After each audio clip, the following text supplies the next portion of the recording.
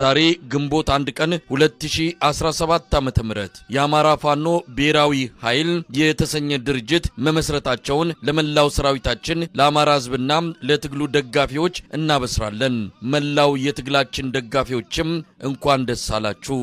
የአማራ ፋኖ ብሔራዊ ኃይል በአማራ ብሔርተኝነት የፖለቲካ ርዕዮተ ዓለም ላይ የቆመ ህዝባዊ ተጋድሎ የሚመራ ሲሆን የድርጅታችን ዋነኛ ተልዕኮም እየተደረገ ያለውን የህልውናው በማዕከላዊ ኮማንድ እንዲመራ ተወስኗል። በመሆኑም 13 አባላት ያሉት ማዕከላዊ ኮማንድ የተቋቋመ ሲሆን አባላቱም አንደኛ አርበኛ ዘመነ ካሴ፣ ሁለተኛ አርበኛ ሀብቴ ወልዴ፣ ሶስተኛ አርበኛ ምሬ ወዳጆ፣ አራተኛ አርበኛ ደሳለኝ ሲያስብ ሸዋ፣ አምስተኛ አርበኛ አስረስ ማረ ዳምጤ፣ ስድስተኛ አርበኛ ሄኖክ አዲሴ፣ ሰባተኛ ጀነራል ተፈራ ማሞ፣ ስምንተኛ አርበኛ ዝናቡ ልንገረው፣ ዘጠነኛ አርበኛ ድርሳን ብርሃኔ፣ አስረኛ አርበኛ አስቻለው በለጠ፣ 11ኛ አርበኛ ሳሙኤል ባለዕድል፣ 12ኛ አርበኛ ማርከው መንግስቴ፣ 13ኛ አርበኛ አክበር ስመኘው በሙሉ የአመራር ምደባ ተሰርቶ እስኪጠናቀቅ